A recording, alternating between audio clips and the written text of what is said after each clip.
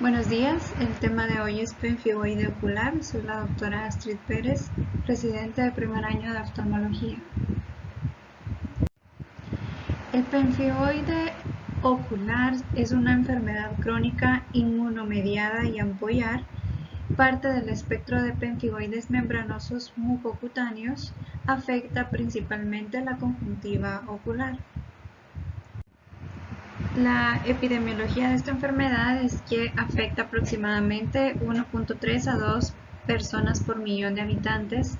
Predomina en edades de 50 a 60 años, pero puede ir desde un rango de edad de 20 a 80 años. Las mujeres tienen la mayor incidencia en relación 2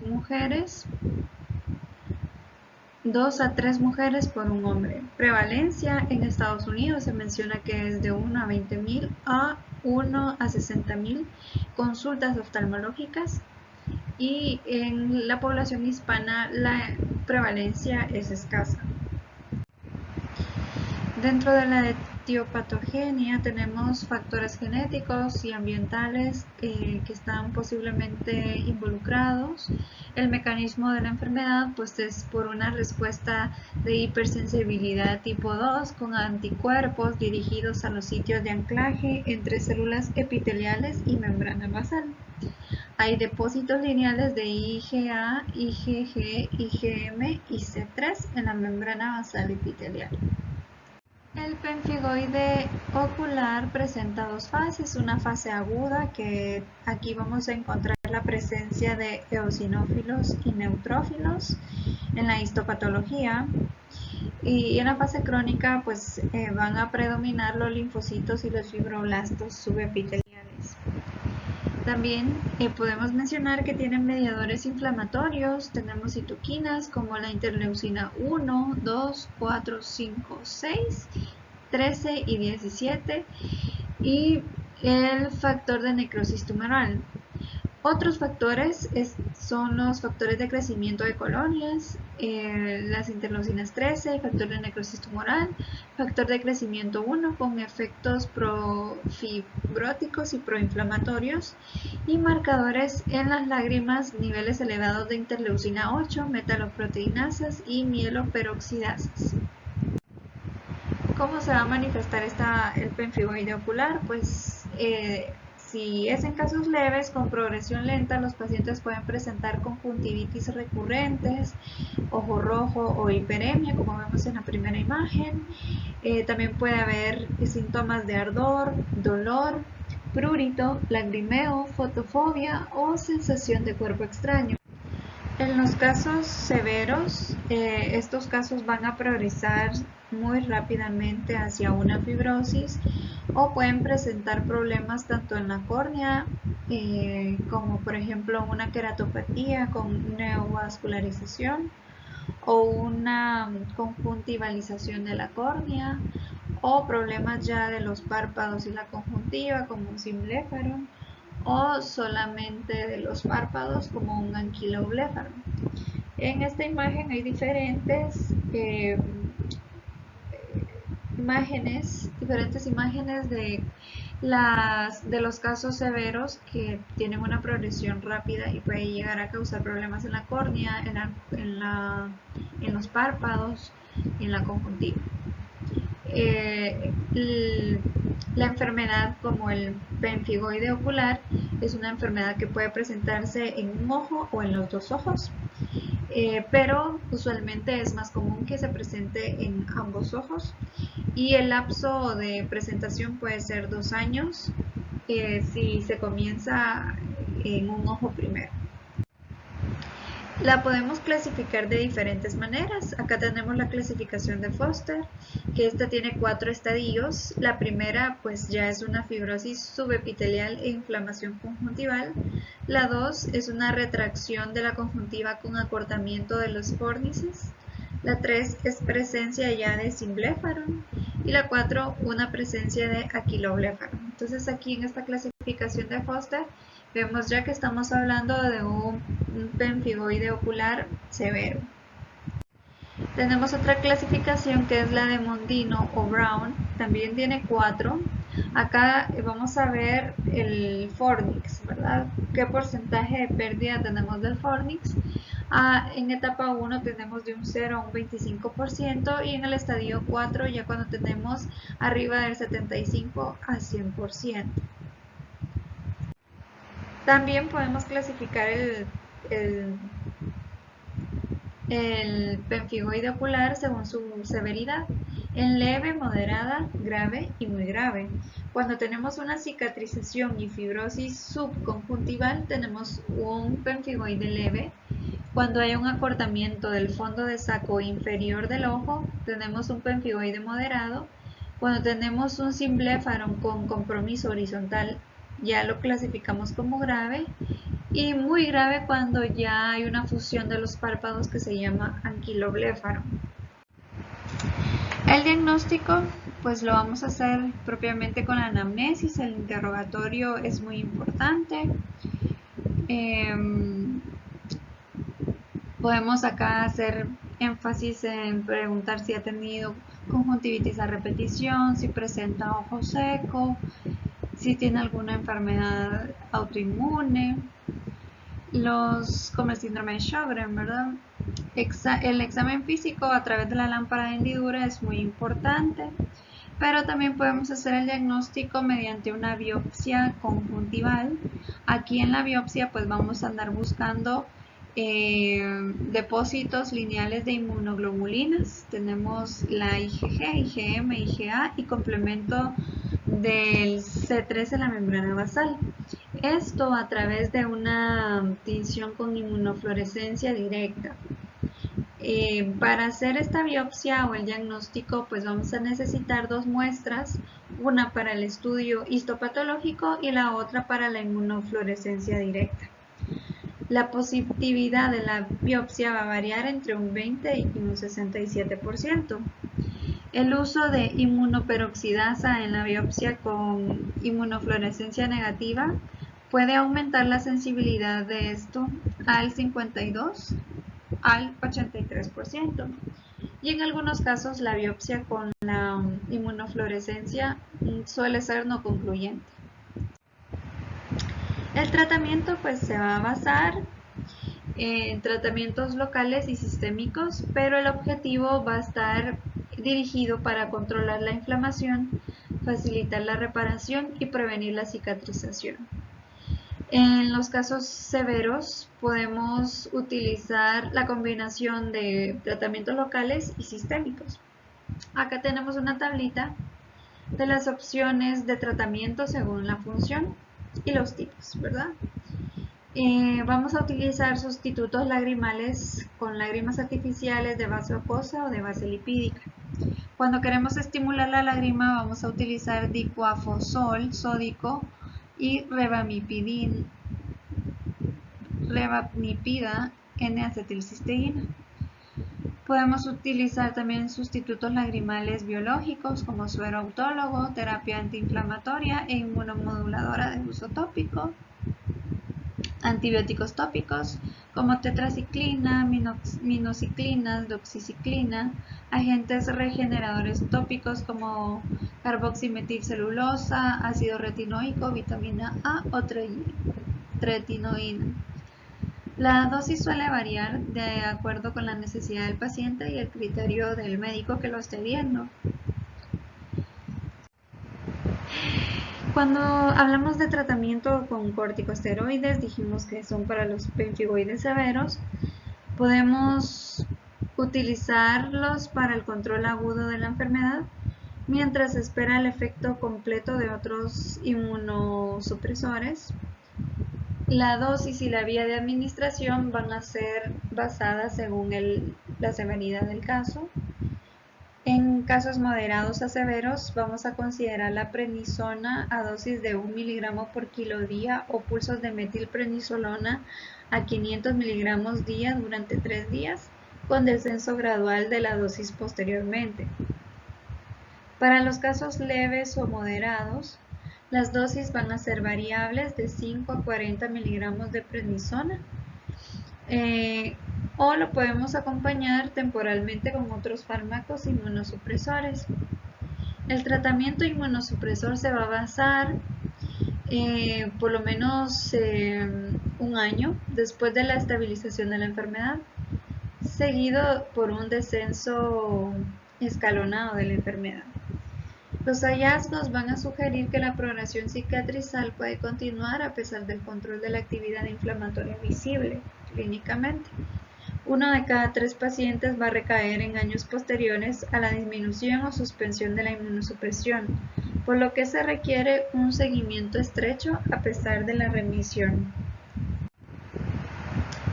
Acá tenemos un ejemplo de los medicamentos sistémicos que se pueden utilizar.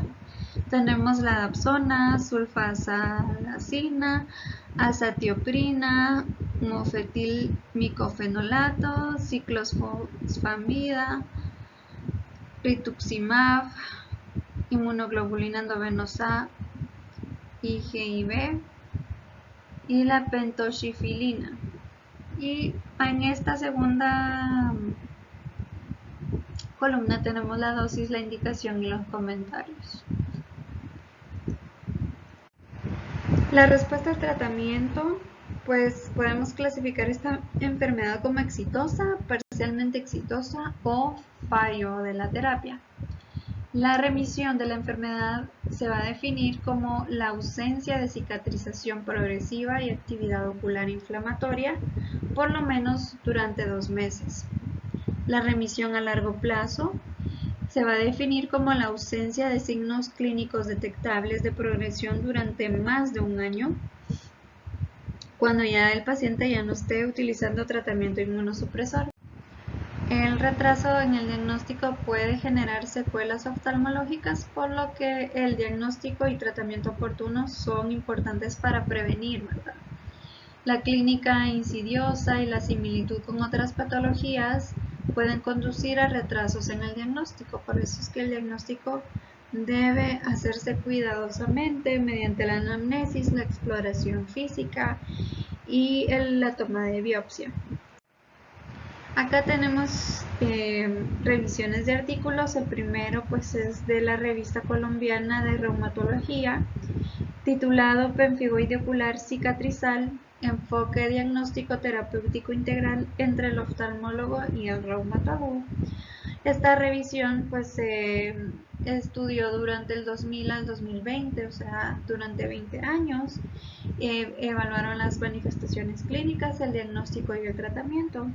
Los métodos de tratamiento inmunomoduladores, ellos encontraron que ha permitido preservar la visión de los pacientes y en muchos casos han prevenido secuelas. Por lo tanto, la evolución del paciente va a estar ligada al diagnóstico temprano y a los tratamientos disponibles, por lo que es fundamental el conocimiento de esta patología, los métodos diagnósticos que se utilizan para diagnosticarla de manera eficaz y los tratamientos inmunomoduladores e inmunosupresores que son importantes para controlar la enfermedad. El artículo 2 se titula Pemfigoide ocular cicatrizal, hallazgos de biopsia conjuntival y su relación con la inflamación y la cicatrización ocular. Este se realizó en Buenos Aires, Argentina, en el Hospital Oftalmológico Santa Lucía. Ellos analizaron datos demográficos y clínicos de los pacientes con pemfigoide ocular cicatrizal y evaluaron hallazgos de inmunofluorescencia directa en la biopsia conjuntival y qué relación tenía con el grado de inflamación y cicatrización conjuntival. Ellos revisaron 36 historias clínicas de los pacientes. De estos 36, 19 eran mujeres en edades de 34 a 86 años y recopilaron datos clínicos y de la biopsia conjuntival. Utilizaron el test exacto de Fisher para el análisis estadístico. ¿Qué resultados obtuvieron? Obtuvieron 30 pacientes con informe de inmunofluorescencia directa.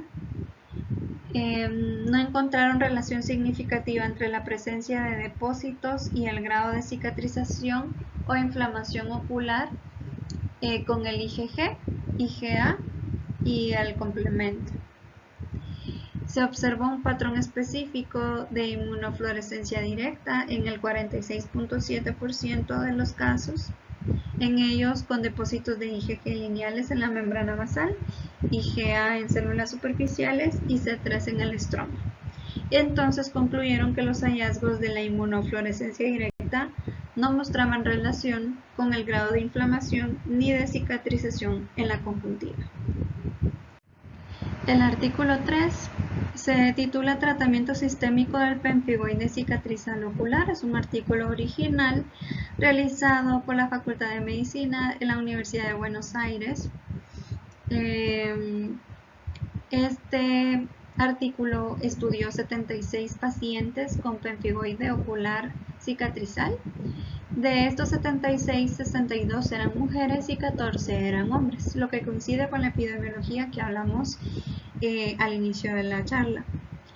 La edad media que encontraron de presentación fue 17 más menos 14 años, con un retraso diagnóstico de 7.5 más menos 10 años. 60 pacientes de estos 76 fueron seguidos durante 19 más o menos 21 meses. De estos 76 pacientes, 51 tenían una gravedad inicial documentada. 19 de estos 51 eran leves, 5 eran moderados, 19 eran leves, 19 moderados, 5 graves y 8 muy graves. Las drogas que fueron descritas en sus expedientes era Dapsona. 35 pacientes utilizaron esta, ¿verdad? 23 tenían discontinuaciones por efectos adversos. Y con metrotexato 42 pacientes y solo 9 de ellos dejaron de utilizarlo. Otros tratamientos que incluyeron en el estudio fue la azatioprina, ciclofosfamida, ciclosporina. 17 pacientes recibieron corticosteroides orales, además de inmunosupresores. 4 cambiaron 2 medicamentos para controlar la enfermedad y 3 pacientes fueron refractarios y recibieron gamma globulina intravenosa con buena respuesta. De 48 pacientes evaluados, 39 mostraron mejoría, 8 no tuvieron cambios y solamente 1 progresó. Entonces concluyeron que el metrotexato y la azatioprina son efectivos para bajar la toxicidad. La dapsona es útil en casos leves, pero con frecuentes efectos adversos. Y la gamma globulina intravenosa es efectiva en casos refractarios. El artículo 4 se titula Contribución de la citología de impresión al diagnóstico del pemfigoide cicatrizal ocular en sus primeras fases. El objetivo de este estudio era evaluar la relación entre la metaplasia escamosa y la severidad clínica de la enfermedad, facilitando un diagnóstico más temprano. Entonces estudiaron el epitelio superficial ocular mediante la citología, ¿verdad? Ellos utilizaron 20 pacientes con diversos grados de pemfigoide ocular. El diagnóstico clínico se realizó a través de la lámpara de hendidura, pruebas clínicas, citología de impresión, biopsia conjuntival y estudios de inmunofluorescencia directa e indirecta. Y obtuvieron resultados según varios grados, del 1 al 4. El grado 1 pues, tenía una superficie ocular con células no secretoras normales y una disminución del 85% de las células caliciformes. El grado 2 tenía leve metaplasia escamosa de células no secretoras con una disminución de células caliciformes de un 95%. El grado 3, pues ya la metaplasia escamosa ya era moderada y la pérdida de células caliciformes aumentó al 99%. Y en el grado clínico 4 había una metaplasia escamosa moderada severa de células no secretoras y ya no había nada de células caliciformes. Entonces el artículo concluyó que la citología de impresión en conjuntivas con pemfigoide ocular cicatrizal mostró una buena significancia de pérdidas de células caliciformes desde las primeras fases de la enfermedad, sin grandes alteraciones en las células epiteliales no secretoras. Por lo tanto, esta técnica puede ser útil para indicar un posible pemfigoide ocular en pacientes con una inmunofluorescencia negativa, revelando sequedad ocular, mucodeficiente y sistémica. El artículo 5 se titula Pemfigoide ocular encubierto. Se realizó también en Argentina el 22 de marzo de 2022. Reportaron un caso clínico con absceso corneal de difícil resolución en un paciente con pemfigoide ocular no diagnosticado. El paciente era hombre de 41 años, fue derivado por traumatismo por cuerpo extraño metálico en el ojito derecho y presentaba molestias en el ojo izquierdo. Al examen clínico pues mostraba una agudeza visual de 1/10 en ambos ojos. En el ojo derecho observaban el absceso corneal anular, edema corneal, pliegues en desmen y una úlcera corneal 360. El ojo izquierdo tenía edema corneal, pliegues en desmen. Se tomaron muestras para cultivos de hongo, bacterias y PCR para Acanthamoeba y el resultado positivo de la PCR para protozoo. Se inició el tratamiento terapéutico triple en el ojo derecho y suero autólogo en el ojo izquierdo. A pesar del tratamiento, la evolución del paciente fue desfavorable, un mayor compromiso corneal en ambos ojos.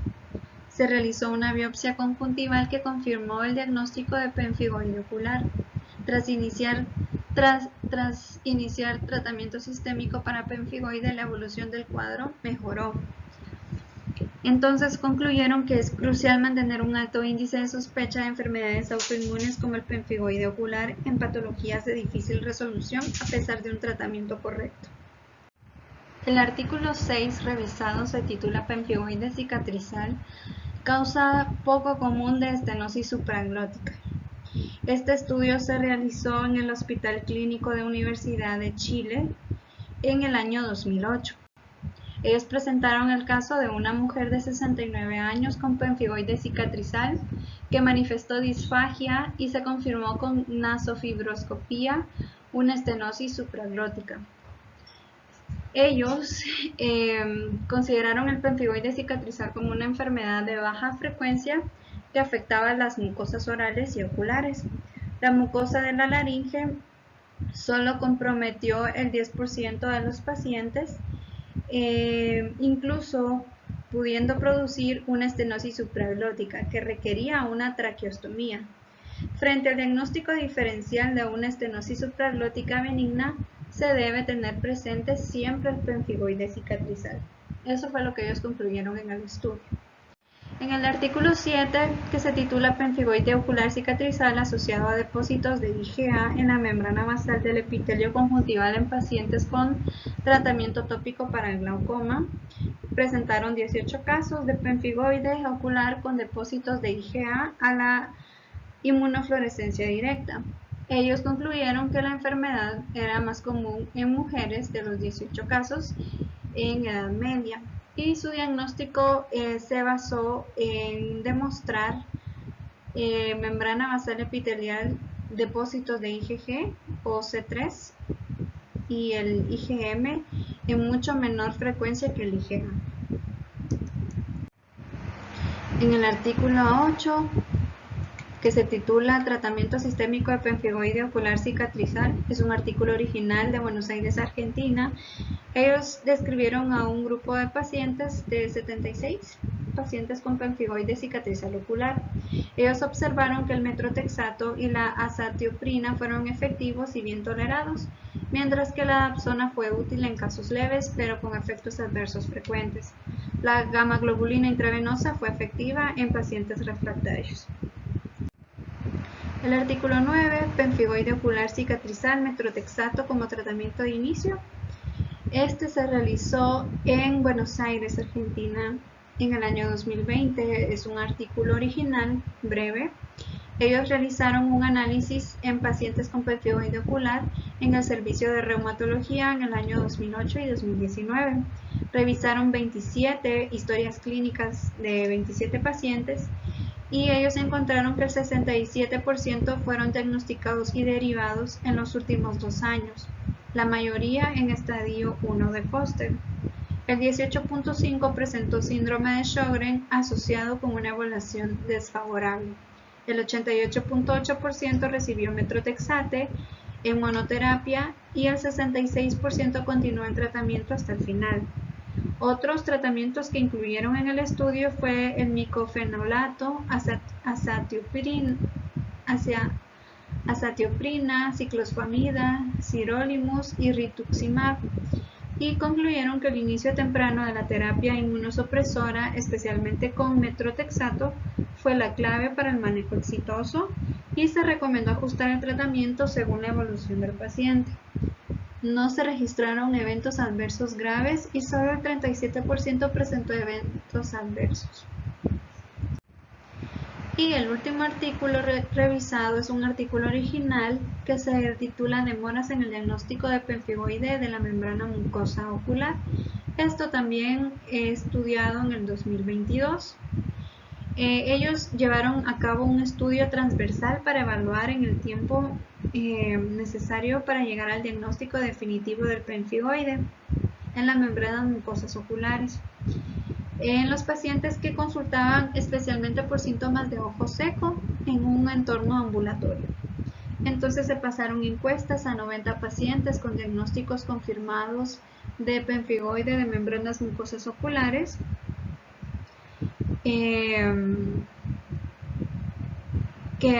Que esta encuesta solo se realizó a los pacientes que ya tenían una biopsia conjuntival. Entonces, estos pacientes experimentaron un retraso promedio en el diagnóstico de aproximadamente 4.6 años y los síntomas comenzaron 5.9 años antes del diagnóstico.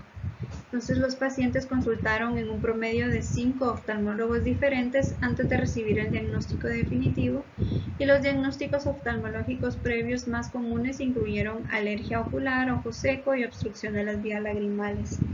Se observó entonces como conclusión que un porcentaje significativo de pacientes también experimentaron aftas en mucosa oral, rosácea en piel, como signos extraoculares asociados al diagnóstico de pemphigoide de membranas mucosas oculares. Estos hallazgos destacaron la demora significativa en el diagnóstico de estos pacientes y subrayaron la importancia de mejorar la conciencia y el reconocimiento de esta afección.